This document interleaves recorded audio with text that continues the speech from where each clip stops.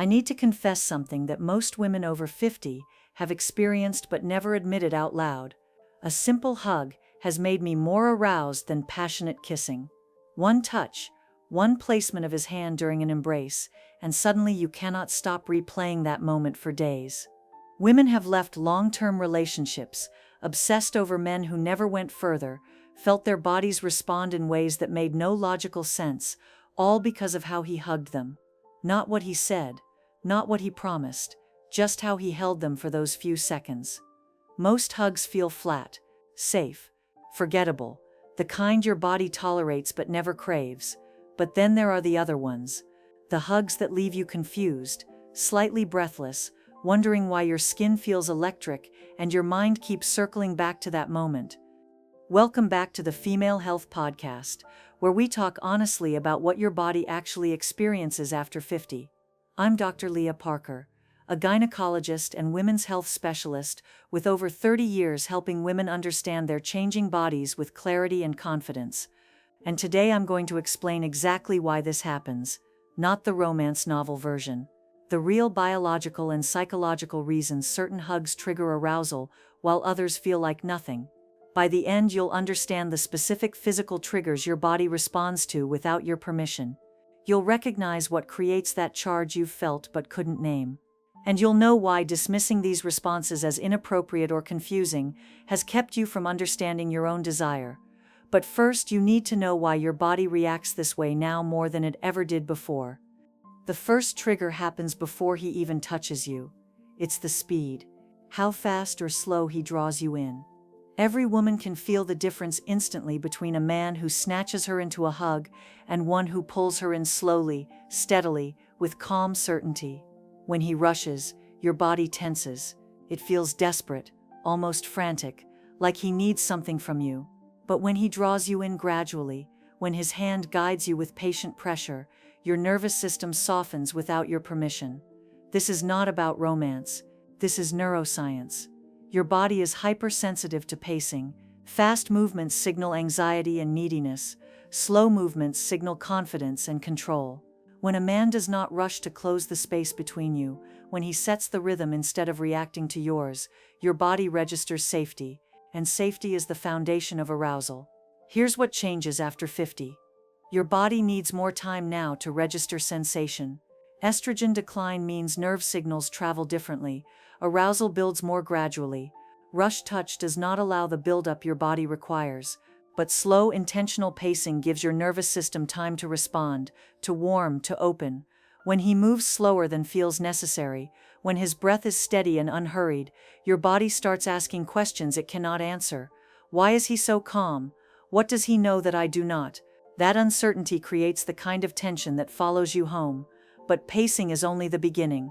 What happens next, where he places his hand during that hug, changes everything. There's a reason certain hugs make you melt while others feel entirely forgettable. Most men rest their hands high on your shoulders or upper back. Safe, polite, completely platonic. Your body barely registers it as touch at all. But when his hand lands on your lower back, everything shifts. It does not feel casual. It does not feel friendly. It feels protective and possessive at the same time, like he is saying you are safe with me and you belong here in one gesture. The lower back is vulnerable, unguarded, close to your hips, your center, the parts of you that respond to primal signals of strength and safety. When a man places his hand there with calm confidence, your body reacts before your mind can question it. This is not about control, this is about grounding. And after 50, when hormonal shifts leave you feeling unmoored in your own body, that grounding touch becomes intoxicating. Here is the second part of this trigger, the timing. When he holds you just 1 second longer than expected, your body notices. That extra beat forces a question you cannot answer. Did he want more? Why did he not let go yet? Was he feeling what I felt? That question does not leave when the hug ends. It follows you for hours, sometimes days. You replay the moment, searching for meaning your body already found. But there is something even more powerful happening during these hugs that most women never consciously recognize. The hug feels ordinary until his face gets close to yours. until his cheek brushes against yours, or his breath grazes the side of your neck. That tiny, almost accidental contact is lethal. Your body reacts before logic can intervene. A shiver down your spine, goosebumps spreading across your skin, sudden warmth low in your belly. The neck is one of the most sensitive areas on your body, packed with nerve endings tied directly to arousal circuits in your brain. When his warmth lands there, when you feel his steady breathing against that vulnerable spot, sensation bypasses thought entirely. And then comes the silence. Most men ruin this moment by talking. They say something sweet or funny or nervous. But the man who holds you without speaking, who just breathes slow and steady, creates tension so thick it lingers for days. Silence forces your imagination into overdrive. What is he thinking? Why is he not saying anything? Does he feel this too? Your mind searches desperately for meaning, for answers he refuses to give. That loop does not stop after the hug ends. It follows you everywhere. Here is what I need you to understand. Many women over 50 feel ashamed when their bodies respond this way. You think you should be past all this. That desire and arousal belong to younger versions of yourself, but your body is giving you information. It is telling you what creates connection, what signals safety, what opens pathways to intimacy you thought had closed. If this resonates with you, give it a like so more women can find this conversation, and comment where you are watching from and what time it is. I read every single one. Now, even when you understand all these triggers, there is something that stops most women from actually experiencing them fully. The barrier is not physical. It is decades of conditioning telling you to ignore what your body feels in everyday moments. You have been taught that desire and arousal belong in the bedroom, behind closed doors, in appropriate contexts only. So when your body responds to a simple hug with warmth and electricity, your mind immediately shuts it down. It is just a hug. You are reading too much into it. You should not be thinking this way. That dismissal is killing your connection to your own arousal. Your body is giving you honest signals about what creates intimacy, what makes you feel wanted, what sparks desire. But you have spent years learning to ignore those signals because they feel inappropriate or confusing. Here is what you need to know. There are 2 more triggers that make certain hugs unforgettable, and both require you to stop dismissing what your body notices. The first happens as he releases you, when his hand slides deliberately across your shoulder or upper back as he pulls away. That small movement does not feel accidental. It feels intentional, like he meant for you to notice. That tiny shift transforms the hug from friendly into charged. The second is about contrast. When one arm holds you firm and secure while the other hand moves with subtle softness, maybe stroking gently or resting lighter, that combination of strength and tenderness creates tension your body cannot resolve. It makes you crave more. When you finally stop dismissing these signals and start recognizing them, intimacy becomes possible again in ways you thought were gone. But there is one final trigger that makes everything else pale in comparison. The hug that leaves you aching long after it ends. It happens when he breaks the hug first, before you are ready.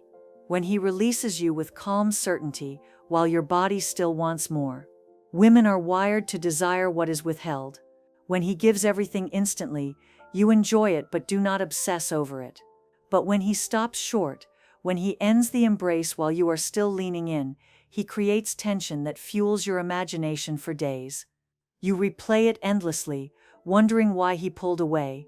Did he want more but controlled himself? Did he feel the same spark you did? And then comes the final layer. After he releases you, he holds your eyes for one heartbeat longer than feels comfortable. Not a stare, not aggression, just calm, steady presence.